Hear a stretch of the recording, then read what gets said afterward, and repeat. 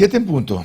Hablemos ahora sobre esta sui generis campaña y esta inevitable concurrencia a las elecciones del 7 de febrero en circunstancias inéditas y espero que irrepetibles. Quiero decir que Dios quiera que nunca más una pandemia cuando haya que votar y especialmente de la aparente contradicción que hay, porque ya han comenzado a criticarnos, decir que nosotros somos responsables del ausentismo, de que la gente se desanime más de lo que ya está en votar.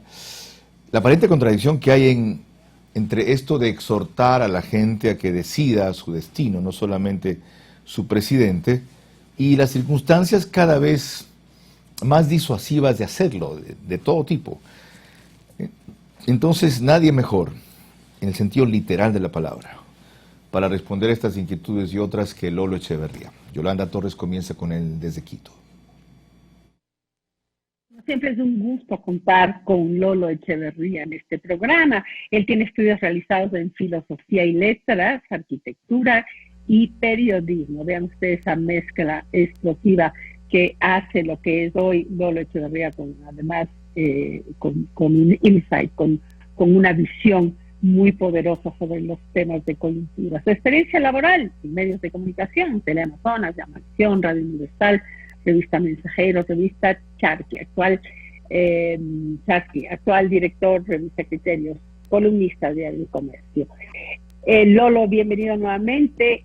¿Cómo evitar que las próximas elecciones, con estas limitantes que anunció Caro, por un lado la pandemia, por otro lado la decepción de los ciudadanos, afecte los niveles de ausentismo? ¿Cómo hacemos para que la gente se acerque a votar? Yolanda, buenos días. Muchas gracias por esa presentación. Un saludo para Carlos y para la audiencia. Me parece a mí que lo que hay que procurar es que haya más racionalidad en la campaña y en la decisión de los electores. El problema de nuestro tiempo es que se impone lo emocional. El hombre más famoso de este momento, decía, es el jumento con pieles y cuernos que invadió el Capitolio de Estados Unidos. Es el más famoso del mundo y nunca dijo una palabra ni tuvo una idea. Esto es lo que define nuestro tiempo. Por lo tanto, lo que tenemos que hacer es volver a lo que se supone es una campaña electoral. El tiempo para conocer las propuestas de los candidatos, las diferencias entre los candidatos, la personalidad de ellos y la realidad nacional con la cual tenemos que comparar el trasfondo para el cual hacen las ofertas. Si es que consiguiéramos introducir algo de racionalidad, creo que recuperaríamos algo de esperanza. Lolo, lo que usted está pidiendo realmente es un tema bastante complicado. Las élites más informadas y enteradas de las consecuencias de malas administraciones, en Ecuador y otros países de Latinoamérica, sí, intentan transmitir los peligros de una mala decisión, pero ¿qué es en realidad una mala decisión? Para quien no tiene los mismos parámetros de juicio que los iluminados, llamemos. La persona que vive su día a día y realmente tiene una vida, probablemente, y vive en torno a su trabajo, a su familia, a su novela, no sé, a la televisión. ¿Cómo podemos pedirles que ellos entren, conozcan los planes de gobierno, se adentren en los temas, se aguanten 2 horas de debates aburridos? Mientras más desesperado está uno, Yolanda, más necesidad tiene uno de apegarse a la realidad, a lo posible, a lo real. Y entonces lo que tiene que hacer cualquiera en cualquier situación es evitar las quimeras, evitar ilusiones y hacer lo que es posible, real y útil. Y esto se le puede pedir a cualquiera. Probablemente la gente más sencilla tiene más capacidad que cualquiera para tomar decisiones coherentes, reales y sobre todo con los pies en el suelo. Eso es todo, no es tan difícil, pero la campaña tiene que tener una dosis de didáctica para saber explicar esto a la gente, cuál es el problema o los problemas a resolver y cuáles las soluciones propuestas. Y segundo, tiene que haber un control electoral para que no haya ofertas bárbaras, quimeras, imposibles, que constituyen un engaño al electorado, Yolanda. Sí, pero ¿en quién cae esa dosis de didáctica que usted dice? Por un lado sí coincido en que el pueblo es sabio, sí lo es, y es muy intuitivo, pero muchas veces se ha dejado llevar y ha votado inconvenientemente para los fines, a los mejores fines del país, y lo hemos visto en el pasado, lo hemos visto en varias ocasiones. ¿Por qué? Porque la información que le llega le abre una esperanza, así haya una mentira escondida detrás. Pero lo que usted dice, esta información didáctica, ¿a quién le corresponde? Le corresponde, como decía Carlos, le corresponde a los periodistas, no le corresponde a los candidatos tener mejores planes, presentarse mejor, ser ellos quienes lleguen a la ciudadanía con sus planes. Tenemos gente que puede decir cualquier cosa y presentar cuestiones que son absolutamente imposibles de cumplir, pero yo lo veo como quien compra la lotería. Sé que no me va a ganar, pero en una de esas resulta. Es un poco complicado llegar con la información adecuada a la gran masa ecuatoriana para que, según nosotros, escojan nosotros.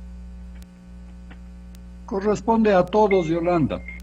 Corresponde en primer lugar a los partidos, que son los que presentan a los candidatos.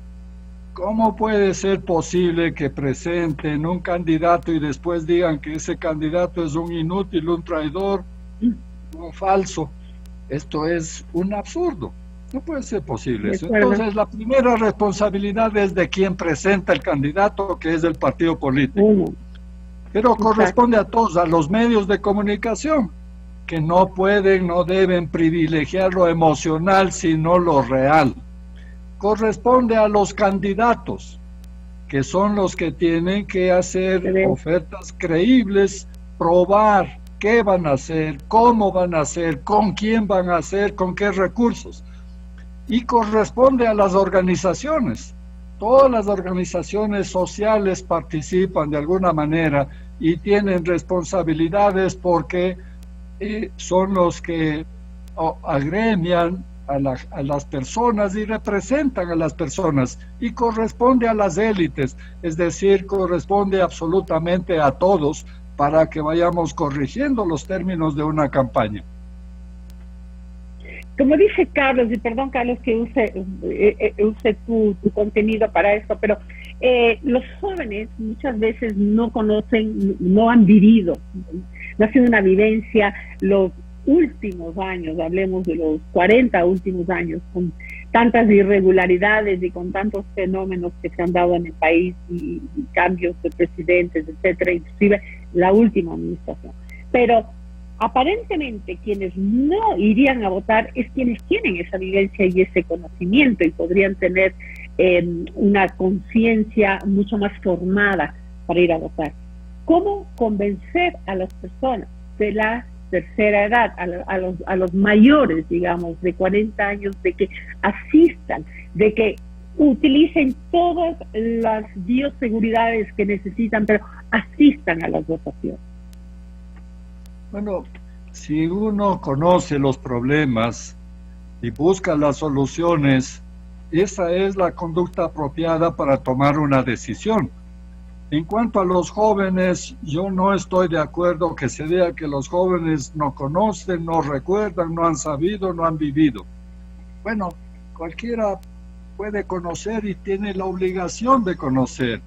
Saber algo de nuestra historia, por lo menos reciente, es una obligación. ¿Acaso los jóvenes son incapaces de esto? Yo pienso que ellos pueden y deben conocer la historia para saber qué hemos vivido y cuáles son los daños de los que tenemos que liberarnos y cuáles son los objetivos que debemos perseguir. Por otra parte, los jóvenes son los que más sueños tienen, los que más miran al futuro. Los más viejos miramos al pasado, vivimos de recuerdos, pero los jóvenes viven de cara al futuro y por lo tanto para ellos es más fácil establecer proyectos que es lo que constituye una elección, un proyecto, la posibilidad de un futuro posible mejor.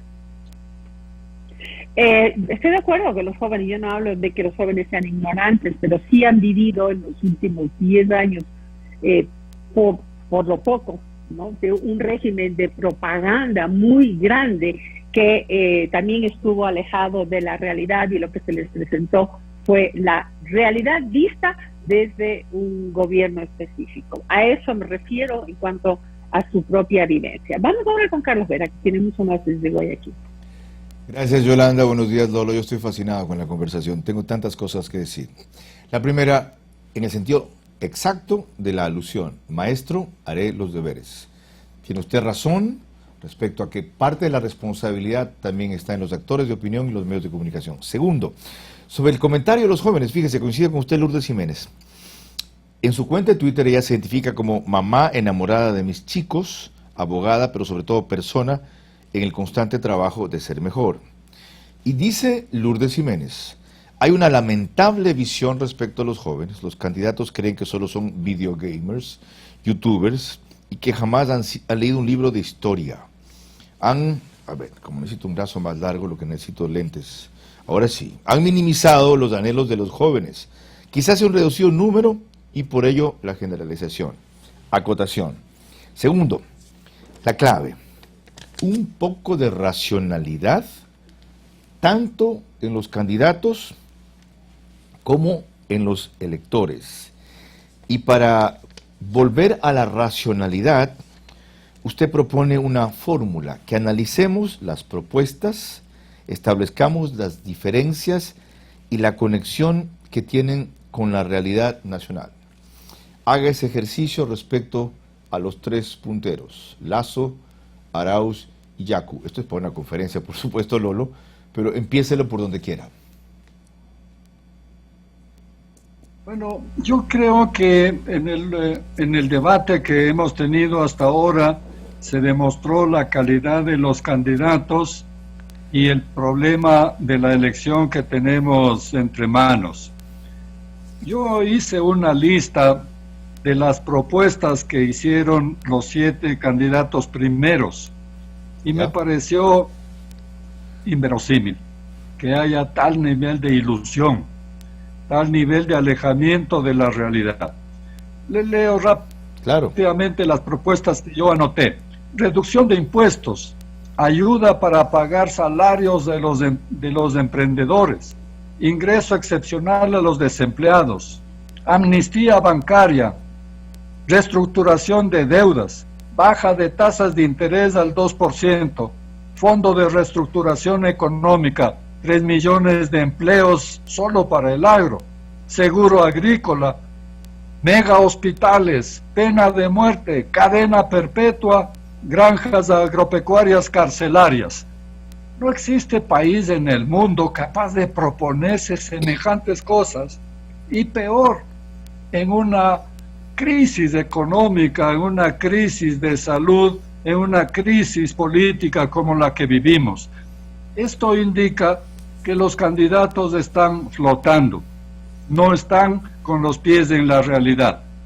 Y de los 3 primeros candidatos, uno compartió estas propuestas, nunca criticó ninguna de ellas, y los otros 2 simplemente evadieron el debate, no quisieron participar en el debate, lo que significa hasta cierto punto un desprecio al electorado. Ya, ok. Hecha esa disección y análisis, ¿cuáles son, antes de eso, por qué un considerable número de electores, 24, 25%, si vemos lo que tiene Lasso según Ipsos, que ya está adelante, y otro, 22, 21%, según Ipsos, vuelvo a repetir, lo que tiene Arauz, y 17% lo que tiene Yacu, se entusiasman con algunas de las propuestas que son desbordadas? ¿Por qué? Bueno, porque esa es la condición de nuestro tiempo. Los medios que introducían algo de racionalidad están de bajada en este momento. Las redes sociales son el instrumento de la publicidad electoral hoy en día, y las redes sociales privilegian solo lo emocional, lo estrambótico. Y en algunos casos, o diría que en la mayoría de casos, desgraciadamente, por la forma en que se activan los bots, los troll centers, los pagados, cosas falsas. Entonces, ¿cómo contrarrestamos esa ola? Bueno, esa ola hay que contrarrestar, como es una mala prensa, hay que contrarrestar con buena prensa, eso es todo. Pero nosotros no estamos mejorando, estamos empeorando. La buena prensa me refiero. Correctivo. Y entonces nos están ganando la partida. Por eso es que este problema no es solo nuestro, es problema planetario hoy en día. Así Por es. eso se está planteando la posibilidad de que se retiren las cuentas a agentes peligrosos. Y ahora resulta que el presidente de Estados Unidos, el hombre más poderoso del mundo, es un agente peligroso a quien se le cierran las cuentas. Y entonces, ¿quién decide eso? Un tal Zuckerberg. ¿Quién es el tal Zuckerberg? Un empresario exitoso, un inventor o un pastor de emotividades. Qué bueno que entras en eso, pero no, Lolo, no puede ser posible. pero Lolo, ¿no es eso lo que hacíamos tú y yo cuando dirigíamos espacios informativos, especialmente en televisión, y todos los días decidíamos qué sacábamos y qué no sacábamos?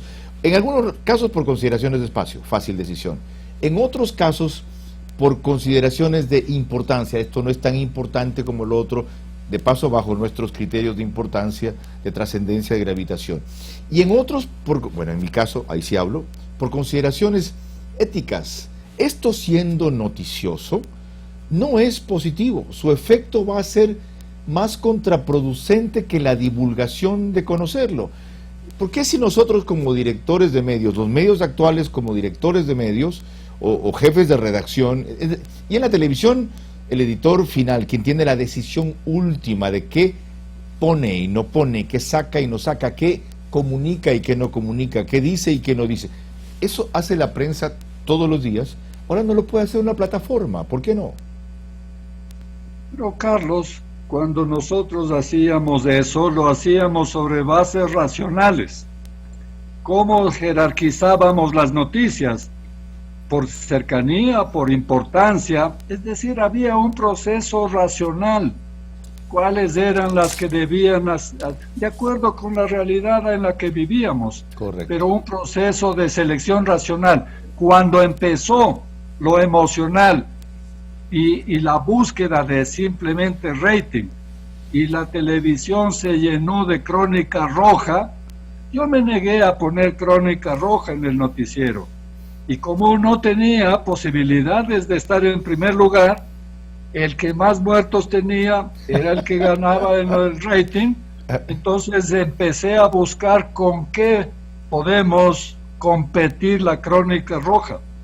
Y por eso decidí competir con el humor. Y fue bastante exitoso. Pero bueno, a ver, hay un proceso racional. Cuenta ese detalle chiquito. Tú fuiste el que puso a Michelena por primera vez en televisión. Así es, sí.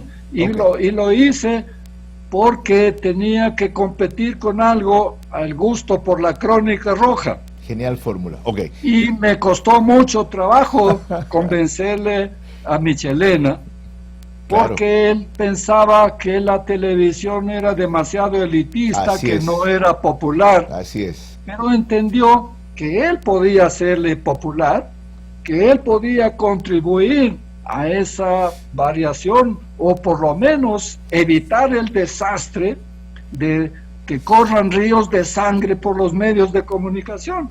Qué buena fórmula, de paso, y qué bueno recordar. Ahora, volvamos a la realidad actual. La diferencia sobre el tema de los medios es que si estamos equivocados o ejercemos, como dicen o como llaman, censura a la edición, a la selección diaria de temas, hay multiplicidad de medios, hay varias opciones. ¿No te parece esto? Mira otro, hay algunas tendencias, hay pluralismo y ahora diría que hasta extremismo en algunas plataformas que no son medios. Pero en el caso de Facebook, en el caso de Twitter, es un monopolio en esa herramienta. Entonces, no se justifica que siendo los únicos con esa herramienta no permitan ese tipo de manifestaciones que evidentemente causaron lo que no causaron, catalizaron lo que el 6 de enero se dio, por ejemplo, en Washington. Bueno, lo que tienen las redes es el monopolio del caos, porque los que manejan las redes no manejan los contenidos, y los contenidos manejan los ciudadanos. ¿Quiénes participan más? Los más vanidosos, los más ambiciosos, los malvados. Estos son los que más participan. Y una característica típica de las redes sociales es que no asumen responsabilidad, que se ampara en el anonimato y que es todo emocional. Y hay una cosa que indica la irracionalidad de esos contenidos, y es que nadie se propone ni probar, ni justificar, ni fundamentar lo que dice. Son opiniones olímpicas las que circulan por las redes sociales. Nadie justifica absolutamente nada y todos creen tener derecho a la opinión y todas las opiniones son iguales. Eso es una mentira. No todas las opiniones son iguales. La opinión del sabio no es lo mismo que la opinión del estúpido. Qué bien. Lolo, gracias por tu opinión fundamentada y sobre todo racional. Teníamos que llegar a esto tras comenzar con el análisis de la campaña y las sui generis elecciones a las que vamos. Lolo Echeverría, yo solo quiero recordar una invocación que él hizo. Si pudiéramos volver a la racionalidad, recuperaríamos algo de esperanza.